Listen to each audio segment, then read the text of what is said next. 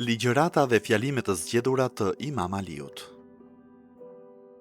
Për profetin e shenjtë dhe pasardhësit e tij.